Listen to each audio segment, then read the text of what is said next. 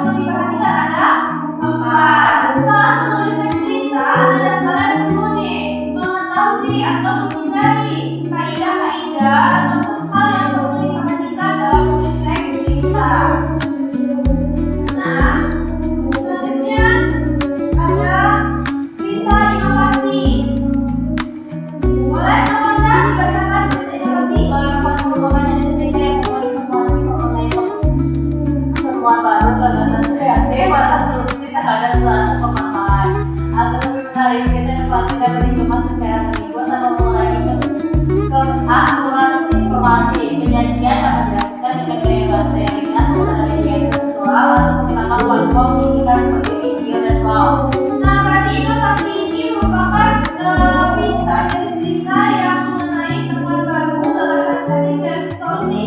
Apakah Anda tahu contoh berita inovasi itu bagaimana? Contohnya itu berupa misalnya teks berita mengenai iklan Indomie. Itu termasuk salah satu teks berita inovasi. Itu temuan baru yang dimana dia memberitahukan bahwa mengenai jenis mie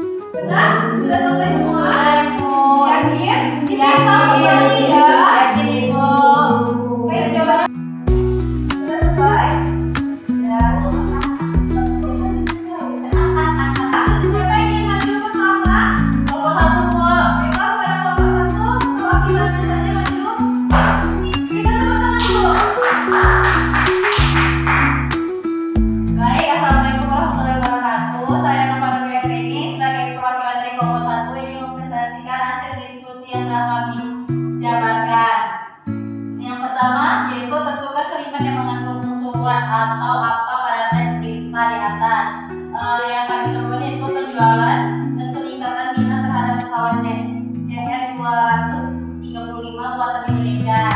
Yang kedua, temuan kalimat yang mengandung unsur untuk siapa pada tes berita di atas.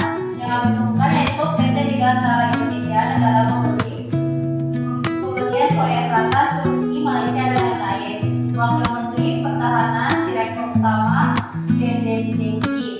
Yang ketiga, yaitu tentukan kalimat yang mengandung unsur Y atau kapan. Yang kami temukan itu pada hari Rabu tanggal 22 Januari 2025 saat pernyataan disampaikan. Yang pertanyaan keempat, unsur 2